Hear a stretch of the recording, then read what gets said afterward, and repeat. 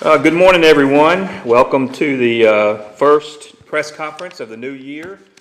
We hold these each Wednesday after the city council meetings to discuss activities that went on the night before and to take any questions from the press and citizens.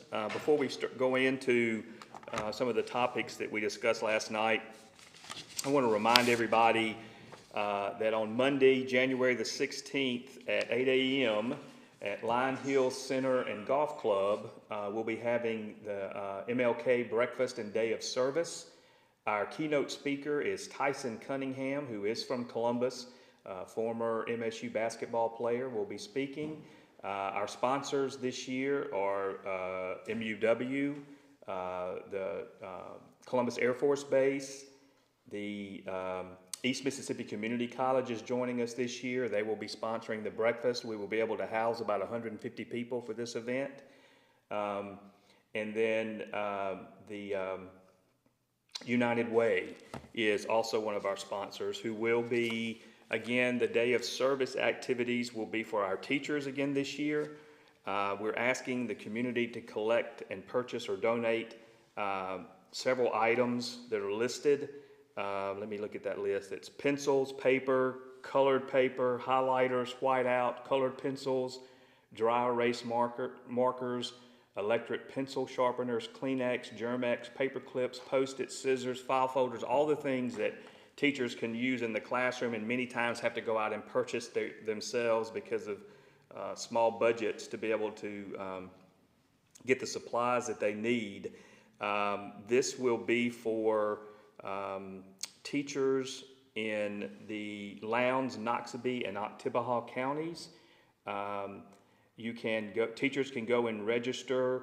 If you go to the United Way of Lowndes County and Noxubee to their website or to their Facebook page, you can see where to register for this. There's also a place where you can make a monetary donation to help get the supplies if you like. But we hope that everybody will reach out, and this has been a tradition that we've had for several years going, where our Day of Service project has been to help the local teachers. It's been a few years since we've been able to come together for MLK Day and breakfast because of COVID, so we're looking for a good turnout this year. And again, it's going to be at Lion Hill Center and Golf Club, which is 2331 Military Road. Our keynote speaker is Tyson Cunningham, who many people in the community know. And then again, breakfast is being sponsored by East Mississippi Community College, and we really appreciate that. Also, tonight here at City Hall, we'll have a Homeless Coalition Town Hall meeting to discuss the ongoing issues that we have with homelessness in the area. We will also be looking at discussing a project that the Homeless Coalition has been working on for several years now, which is creating a tiny homes community to help with people that are trying to get back on their feet and live productive lives, and also what we will be trying to do for a permanent warming and cooling shelter in the community. So this is an important meeting that I hope people will be able to attend. It will be led by the Reverend Sandra DePriest, who is on the board of the Homeless Coalition, and we will begin promptly at 5 o'clock. We will also be live streaming the event on Facebook for those who cannot attend. Last night we discussed some openings on a few of our committees and boards that the city appoints. One that we were supposed to appoint last night for the Golden Triangle Regional Waste Management Authority. We did not have an applicant. We are still looking for someone or for folks to apply for these important boards to sit on. So we're asking that if you're interested in serving the city, get in touch with us about these upcoming openings. Again, the Golden Triangle Regional Waste Management Authority is open now, and we are taking applicants. We're also looking for members for the Board of Adjustment and Appeals of Development Code Committee. The applicant must be a registered design professional with architectural or structural experience. This is Joey Henderson's term is expiring on the 15th, so we're looking for folks who are interested and have those qualifications to apply for that board. And then we also have an opening on the tree board, which the term expires on February the 7th. Carol Bogus is currently in that role and has reapplied, but if there are others interested in serving, please feel free to reach out and apply for these vacancies, which are, as I said, very important to the city. Last night we had Dr. Tom Velick come before the council about ad valorem tax exemption for a building that he had refurbished downtown near the old Fred's building.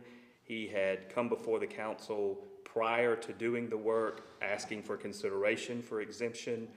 The council did vote last night to give him that exemption over the next 10 years. Basically what that is, and correct me if I'm wrong here, Jeff, is that what the council has allowed is that they will pay taxes on the value of the building before the improvements were made. Correct. For 10 years. And what that does is help people to be able to invest in some of these downtown structures, to refurbish them in hopes of, bringing in more revenue for the city and employment. So that was taken up by the council last night. We had a fairly short meeting, being the new year. I think we finished the meeting in about 23 minutes before we went into executive session, which I think was a record. And we did take up a couple of issues in executive session that I'm going to let Jeff speak to in just a second. I'll also let citizens know that next week on January the 10th through the 12th, the council members and I and a few of the department heads will be attending the winter conference of the Mississippi Municipal League in Jackson. There's always a meeting in a winter meeting, and then there's one in the summer that we usually attend, which is attended by all the mayors and city council members, and as I said, some department heads throughout the state of Mississippi. It is a time where we go to workshops and are able to spend time with one another, talking about the issues that the municipalities face around the state. It's a very educational time where we can bring back good ideas and thoughts for moving our city forward. And with that, I'll let Jeff come up and discuss what we took up in executive session. Good morning. This isn't really executive session, but my wife taught school a long time, and she would always buy all her teaching supplies at Rite Aid. And when she retired, Rite Aid went out of business, so they could use the help the teachers can. In executive session, it was pretty short.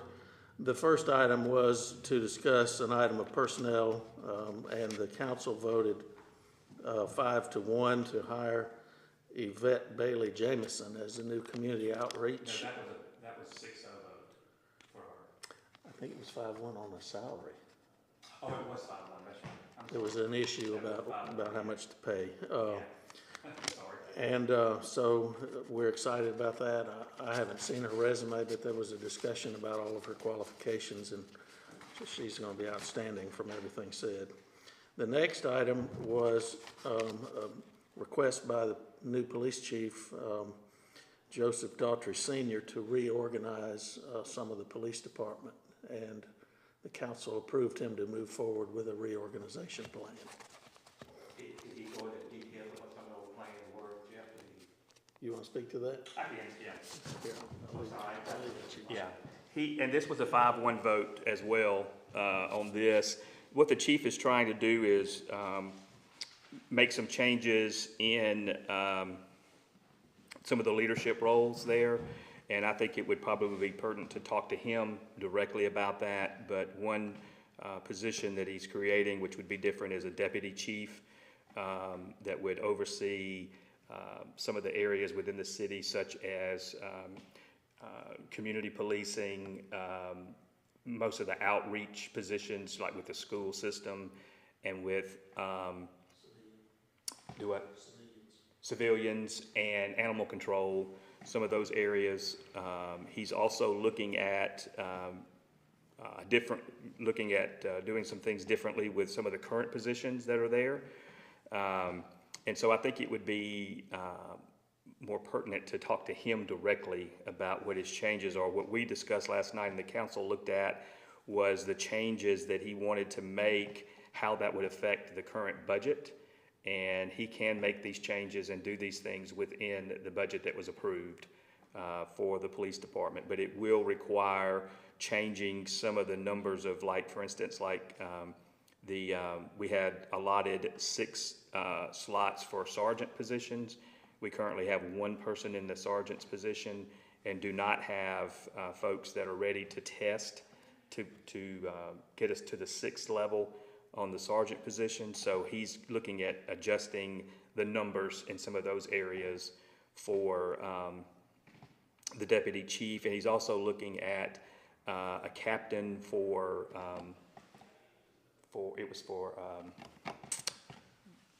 traffic. Wasn't it traffic?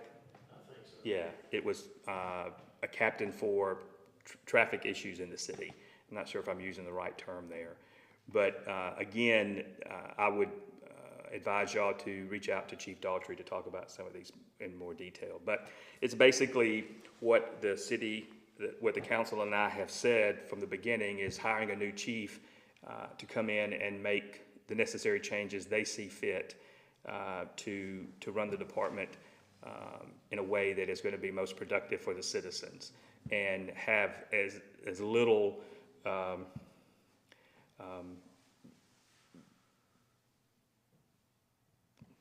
trying to find the right way to say this exactly right.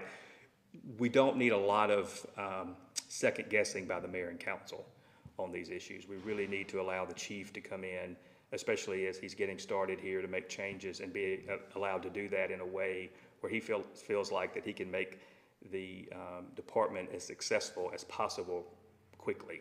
And I think with some of the things that you've seen in the media recently of some of the changes he's already beginning to do, this was a decision made to allow him, again, just to do some slight restructuring within the budget that he's working with. So there was no vote to change any salaries from adding new monies or anything like that. Did I get that about right? I think so. Okay. Where are we at on the city prosecutor, Mayor? They are interviewing today. They're interviewing the candidates today. And I think they interviewed 2 or 3 this morning, and then there'll be 2 this afternoon. And then we should know something right after that. The other position that I was correcting Jeff on that I thought was 6-0, but it was 5-1, was for a position that I think is going to be very beneficial to the city. There was a slight increase in salary for that position, and the range was 41 to 47. There was a recommendation for a hire at 47. The disagreement was not on the person or their qualifications, but there was one council member who was thinking that the salary should be on the lower end rather than the higher end. So that's where that 5-1 vote came in. And what salary did y'all settle on? The 47, the high end. And can you speak to what some of the job responsibilities there are going to be? Yes, one of the things that is a top priority for that position is to be a liaison for the city with the different nonprofits in the community that coordinate with needs of our citizens. Homelessness is one of them, obviously. Also, recently when we had some fires in the community, there's some situations that citizens find themselves in after something like that that is very devastating to the family, that we have to have coordination with the different nonprofits in town to help them with the specific needs that they have. And I can tell you from just the holidays that I've had several citizens reach out to me about situations they have found themselves in after fires and situations like that, where it really takes good coordination within the community. So that position is going to be working closely with that. There will also be a liaison with the Reclaiming Our Youth program that the city started recently. working with coordinating with the public schools and any of the outreach to make sure that our citizens that are in need know where the resources are. They will also be responsible for looking at some of the programs that we have within the city, and is there grant opportunities. They will coordinate trying to, one of the things that we've talked about since I've been in office is our desire, and we have been doing this, is trying to find other resources outside of taxpayers' dollars for a lot of the programs and issues that we're facing in the city. So this person will be key in being a face for the city, for those who are most vulnerable in the city and have special needs that the city may not be able to help with directly, but will be able to coordinate with them in finding the resources they need within our community. Mayor, where we at on the trash situation? Oh. I had a couple people stop me the other day, and I was like, well, I don't. Oh, you only had a couple? Because I'm hearing from quite a few people on a regular basis, which I completely understand. In fact, before I came into this meeting, I was emailing the folks at Golden Triangle Waste. The city will be moving forward this month in putting out RFPs to seek other opportunities to help us with our trash service. An RFP is request for proposals. Basically, anytime the city we are outsourcing our work with Golden Triangle Waste, and anytime that the city is going to outsource something like that, we have to go through the RFP process. So we have been working now for several weeks, and I mentioned this even before all the issues that we've had with Golden Triangle Waste, that it is wise for the city to periodically look at any services that we're outsourcing to see if we're getting the best bang for our buck for our citizens, and are there new or improved methods or organizations that we can work with to make sure we're being as efficient as possible. So this is not just because of what's been going on, but there's no doubt that Golden Triangle Waste has been struggling with picking up trash throughout the city on a timely basis because of the breakdown in their facilities, their trucks, trying to extend the time to be able to get trash to the landfill. Recently, the very cold weather had another impact on it. They had brakes that were freezing up on the trucks that were working.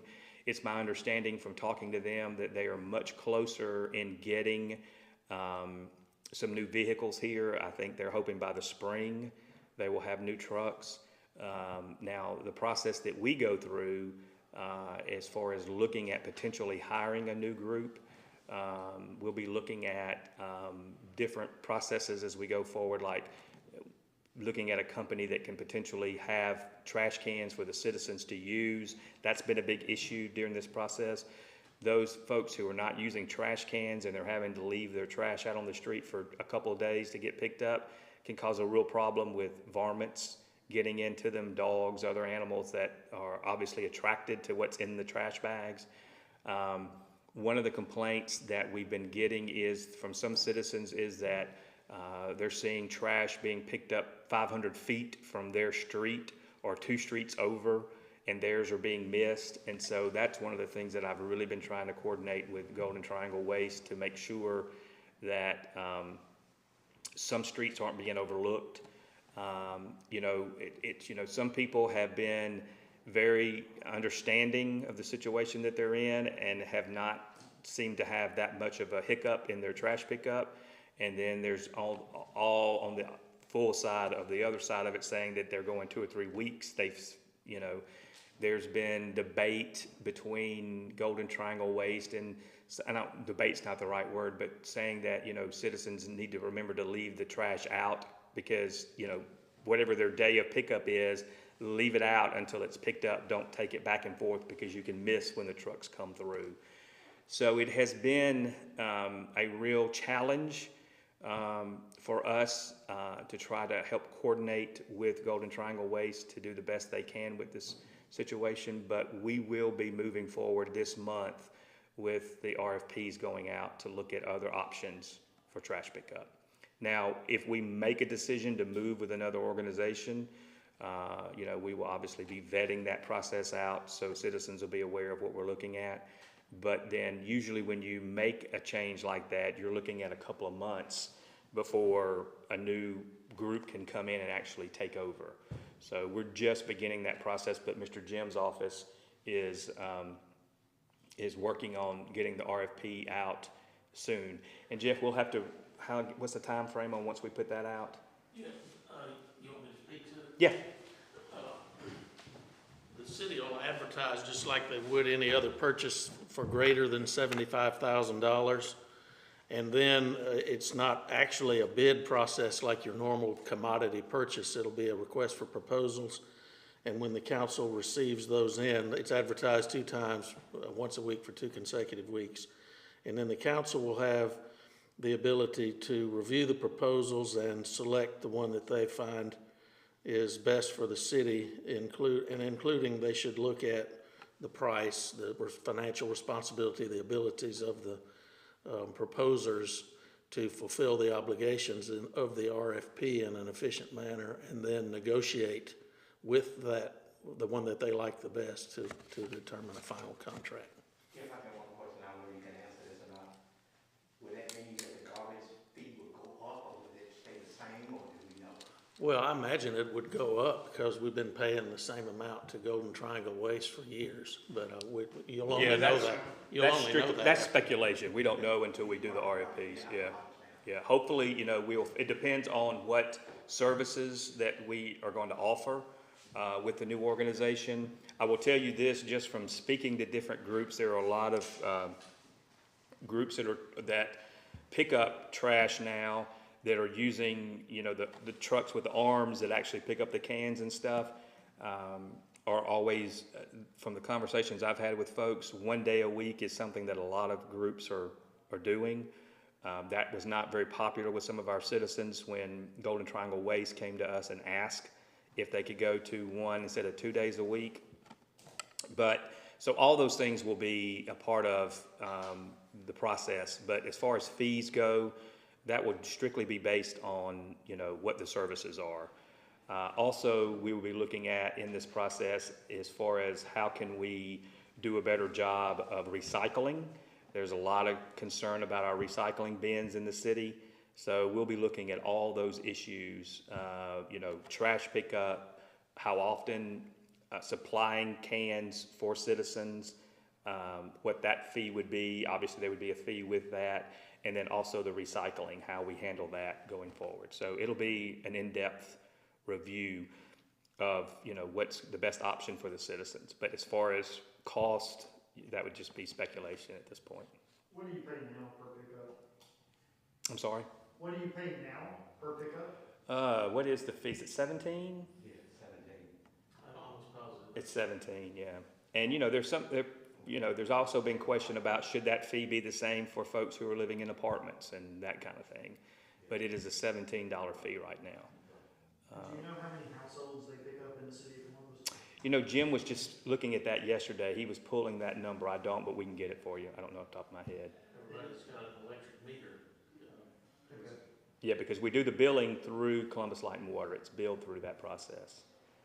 And I would foresee that would continue to be the way that we would do it.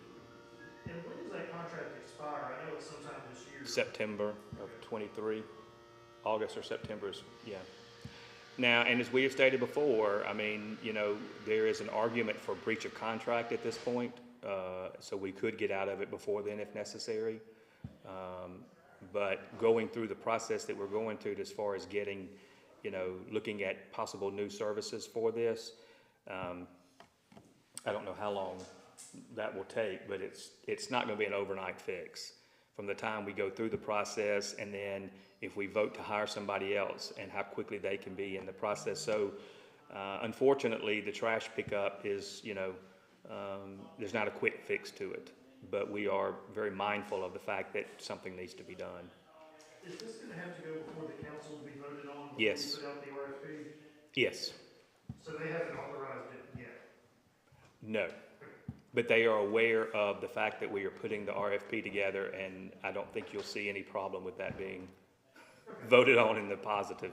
I just didn't remember them voting on it, I wanted to make sure I was not just forgetful.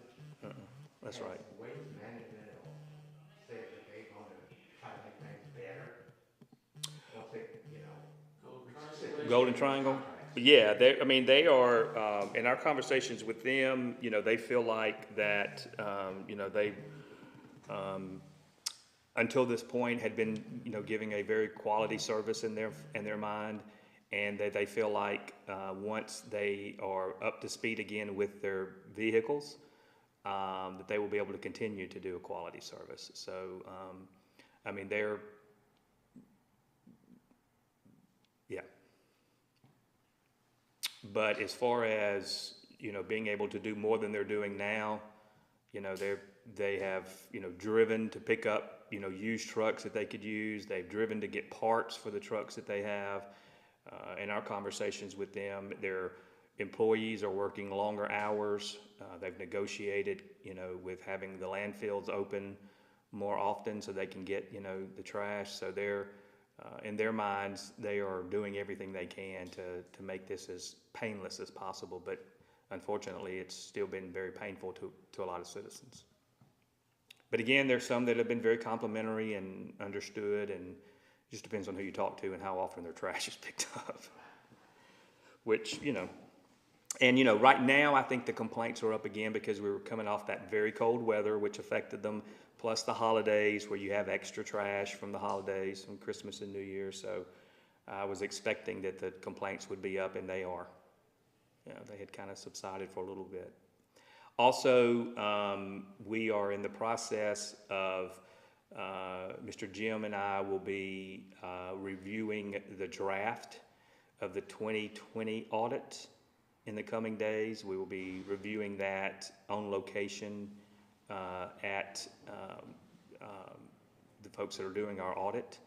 It is, they have not completed as far as signing off on it yet. The signatures are not on there, but before it can be signed off on by Watkins Ward and Stafford, who is doing the work, there's a process that once the audit is complete, that they do a review, an internal review, then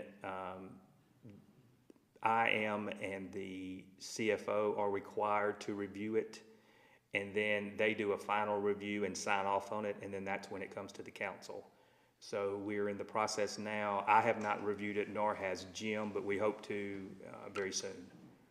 But we are very close to having the 2020 audit complete that we can release. That's all I got. That's all I got. All right, thanks everybody.